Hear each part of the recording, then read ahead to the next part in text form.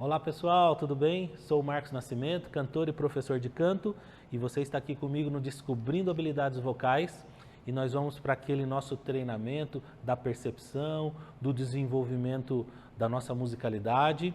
Vamos lá então, vamos para o nosso slide. Música para se ver, número 4. Então a gente vai ver aqui um vídeo de um tema que eu quero abordar nessa série aqui, sobre a música visual. A gente falou da matemática, que é toda a organização, a precisão, né? Que a gente pode ficar bem atento a isso, não é preciso, às vezes, nem muito estudo para se observar que na música é preciso ter uma precisão de altura, uma precisão dos ajustes vocais, uma precisão do ritmo, né? É a gente que serve a música, não é a música que me serve, né? Então esse é o pensamento que o músico tem que ter. Agora eu quero conversar com vocês, né? Essa aqui é uma grande conversa sobre a questão visual da música. Então eu vou trazer alguns vídeos aqui que vão mostrar algumas coisas que realmente acontecem na cabeça do músico, na cabeça da gente quando a gente está tocando. Na verdade, a comunicação neural, a comunicação do nosso cérebro, acontece por imagens. As imagens são muito importantes para a transmissão do conhecimento, e toda a linguagem é feita por meio de imagens que a gente tem na nossa cabeça, né? É assim que as coisas acontecem. Então a gente vai ver aqui nesse vídeo muito bacana aqui do Noturno do Chopin.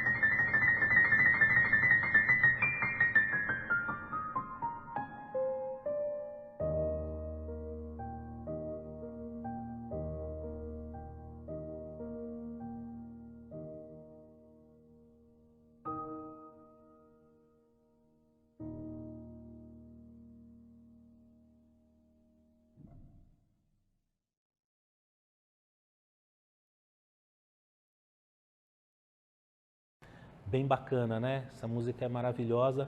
E aí é como se fossem realmente bolinhas, flashes que vão acontecendo cada nota daquela música maravilhosa. O Noturno é uma peça feita representando a noite, para se tocar à noite mesmo. Então é como se a gente estivesse vendo as estrelas, ou como se as estrelas fossem apagando, ou como se o nosso dia fosse bem lentamente apagando e a gente fosse adormecendo. Essa música tem um conteúdo emocional muito grande. E agora a gente vai falar um pouco da escrita da notação musical no próximo slide. Vamos lá? Certo. E aí eu falei a escrita do ouvido. O que é a partitura? A partitura é uma necessidade de se representar graficamente aquilo que nós ouvimos. Por que será que a gente quer colocar colocar aquilo que nós ouvimos, aquilo que nós tocamos?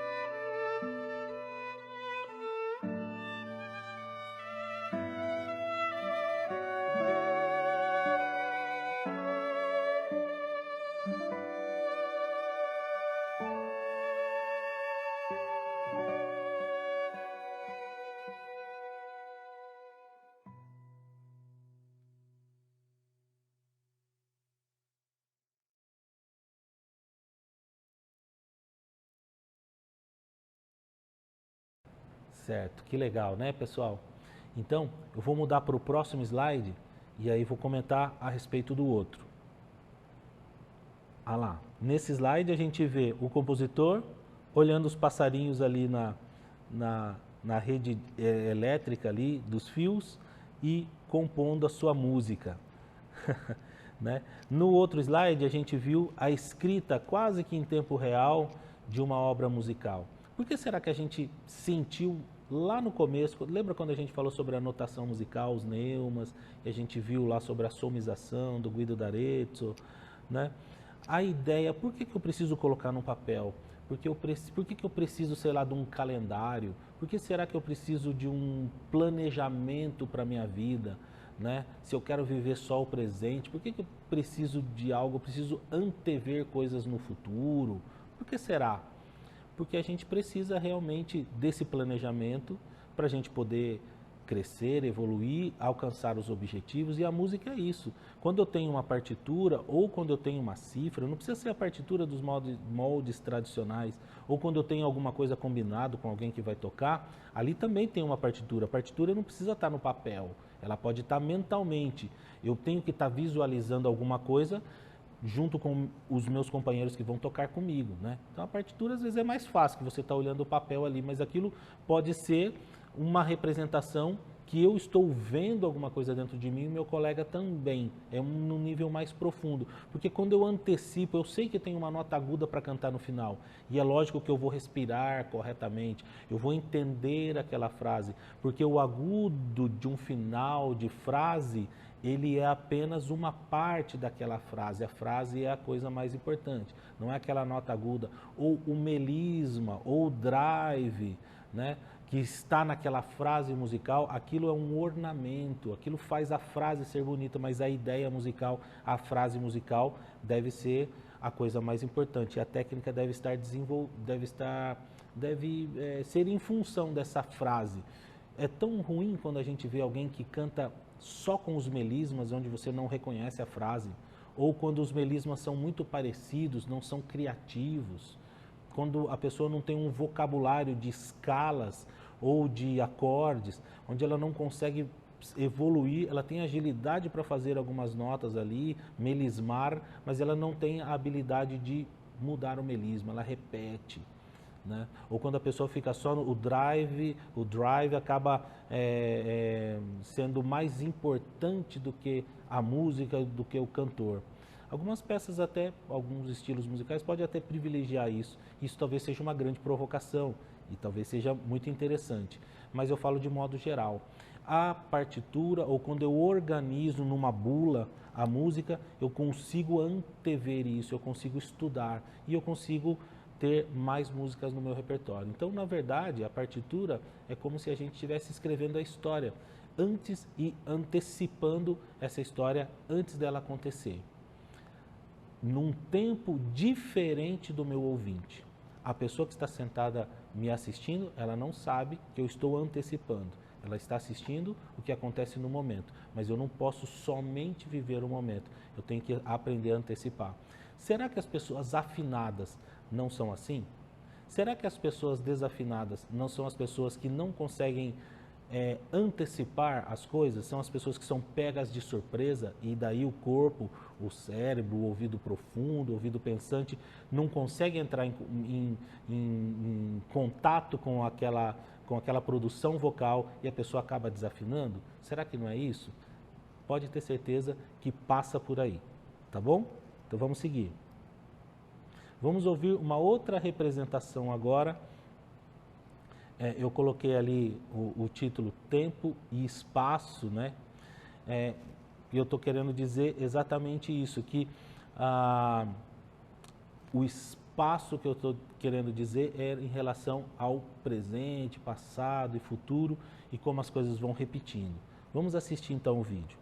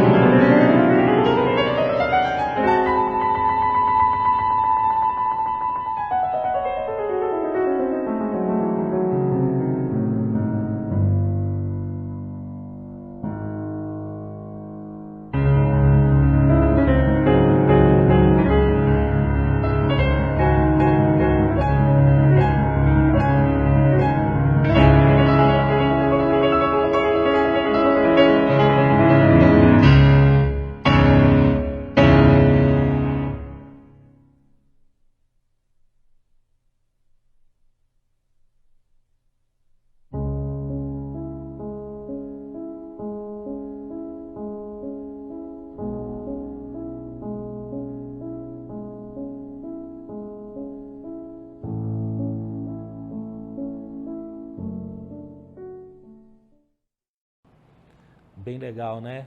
Muito jóia. Então, quando a gente consegue ouvir ali, consegue meio que ver o caminho que aquela música está percorrendo, né? Como ela às vezes fica ampla, como às vezes ela fica estreita, né? Isso é legal também para eu poder ter um contato com aquela linguagem e aquela mensagem emocional pode chegar mais perfeita nos meus ouvidos e eu posso assimilar e me apropriar desse bem. Beleza, vamos seguir, vamos para o próximo slide. Tem uma análise aqui sobre a Sonata ao Luar, e é um vídeo bastante legal e eu acho que tem muito a ver com esse momento. Vamos assistir também.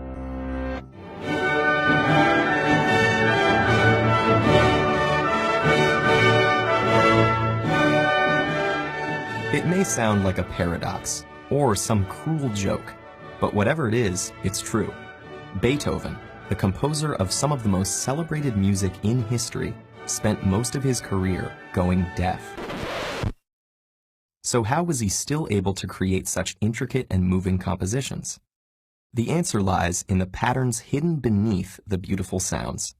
Let's take a look at the famous Moonlight Sonata, which opens with a slow, steady stream of notes grouped into triplets. 1 and 2 and 3 and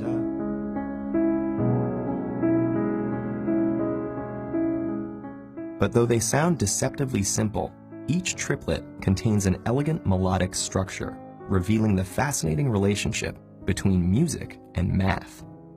Beethoven once said, "I always have a picture in my mind when composing, and follow its lines." Similarly, we can picture a standard piano octave consisting of 13 keys, each separated by a half step. A standard major or minor scale uses 8 of these keys, with 5 whole step intervals and 2 half-step ones. And the first half of measure 50, for example, consists of 3 notes in D major, separated by intervals called thirds that skip over the next note in the scale. By stacking the scale's first, third, and fifth notes, D, F sharp, and A, we get a harmonic pattern known as a triad. But these aren't just arbitrary magic numbers. Rather, they represent the mathematical relationship between the pitch frequencies of different notes, which form a geometric series. If we begin with the note A3 at 220 Hz, the series can be expressed with this equation, where n corresponds to successive notes on the keyboard. The D major triplet from the Moonlight Sonata uses n values 5, 9, and 12. And by plugging these into the function, we can graph the sine wave for each note, allowing us to see the patterns that Beethoven could not hear. When all 3 of the sine waves are graphed, they intersect at their starting point of 0, 0, and again at 0, 0.042. Within this span, the D goes through 2 full cycles, F sharp through 2.5, and A goes through 3. This pattern is known as consonance, which sounds naturally pleasant to our ears. But perhaps equally captivating is Beethoven's use of dissonance. Take a look at measures 52 through 54, which feature triplets containing the notes B and C. As their sign graphs show, the waves are largely out of sync, matching up rarely, if at all. And it is by contrasting this dissonance with the consonants of the D major triad in the preceding measures that Beethoven adds the unquantifiable elements of emotion and creativity to the certainty of mathematics, creating what Hector Berlioz described as one of those poems that human language does not know how to qualify. So although we can investigate the underlying mathematical patterns of musical pieces, it is yet to be discovered why certain sequences of these patterns strike the hearts of listeners in certain ways. And Beethoven's true genius lay not only in his ability to see the patterns without hearing the music, but to feel their effect. As James Sylvester wrote, "May not music be described as the mathematics of the sense, mathematics as music of the reason? The musician feels mathematics, the mathematician thinks music, music the dream, mathematics the working life."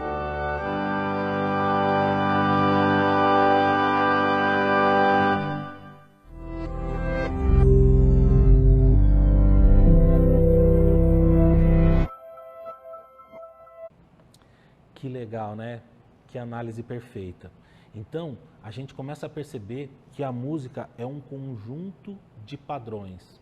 Assim como a fala o é, assim como a escrita, assim como muitas coisas são repetições de padrões. E isso não é uma coisa ruim, isso é uma coisa boa. A linguagem só é permitida quando eu consigo reconhecer o padrão daquela mensagem que está chegando até mim. E isso é muito importante para a comunicação, certo? Vamos ver esse outro vídeo aqui, que traz uma peça de Bach, e a gente vai conseguir ver pela partitura como era o pensamento e a genialidade desse grande compositor, e vocês vão ter uma ideia mais visual em relação à música. Vamos lá.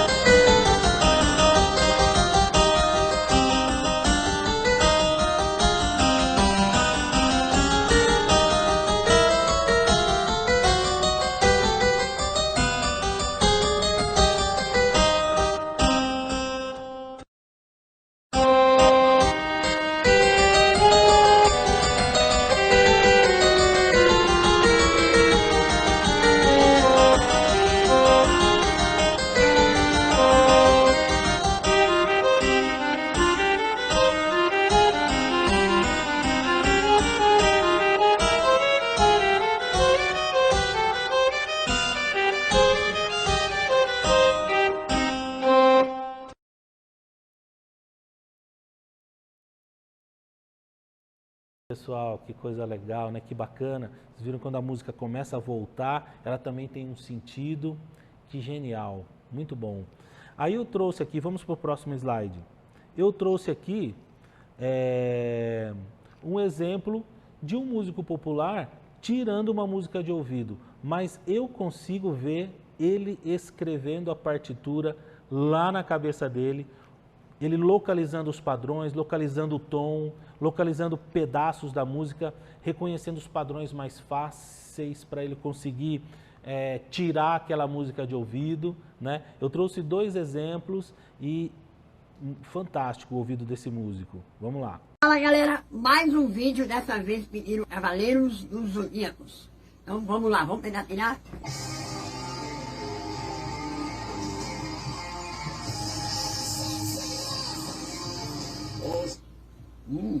Vamos ver, vamos lá o tom. Primeira coisa, achar tom, vamos ver.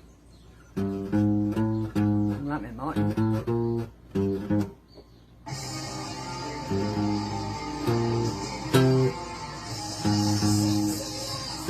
Dó menor. No final eu tento tocar ela toda. Assista até o Dó fim. menor. Então vamos lá.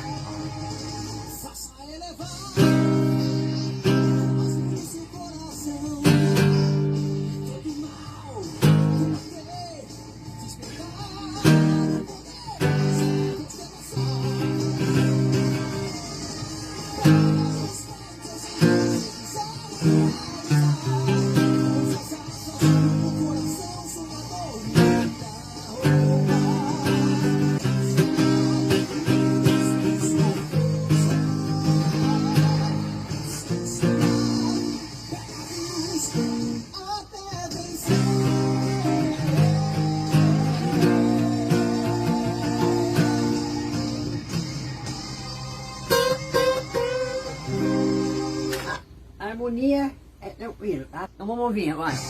Tema. Parou. Olé, né?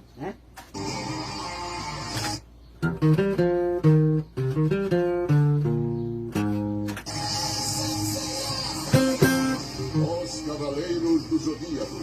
Põe o ré. Tá, né, né, né, né.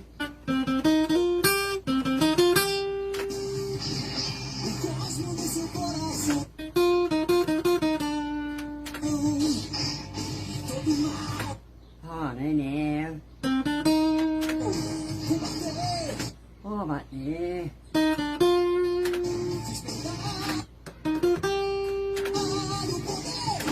O poder.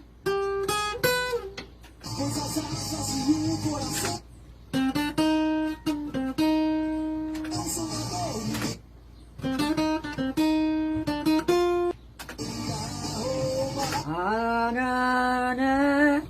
Minutos depois.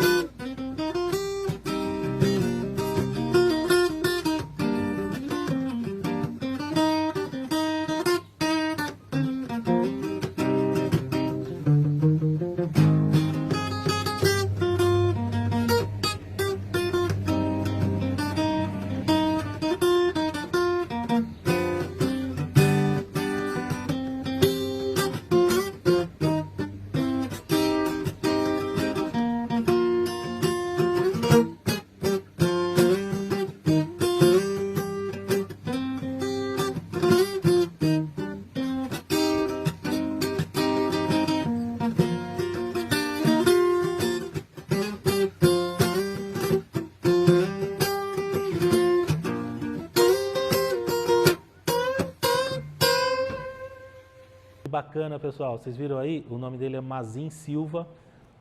Não conheço, mas é um músico ali que eu sigo nas redes sociais, dentre tantos que eu sigo.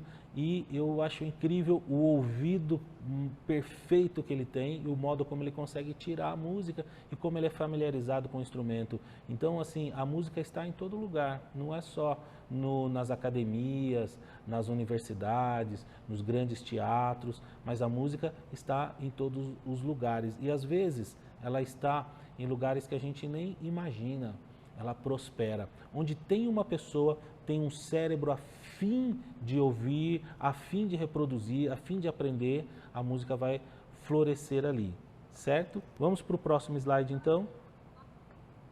E aí o último, eu coloquei essa provocação que está dizendo aí, pare de criar problemas que não existem. Às vezes a gente olha para a música e fala, é muito difícil, puxa, eu não vou chegar nunca a cantar igual fulano de tal. Para de ver isso, você tem todas as ferramentas, todas as habilidades para você desenvolver a música na tua vida, né? A gente só precisa descobrir. Tá legal? Espero ter te ajudado e a gente vai para o treinamento vocal e encerramos essa parte por aqui. Muito obrigado. Até a próxima.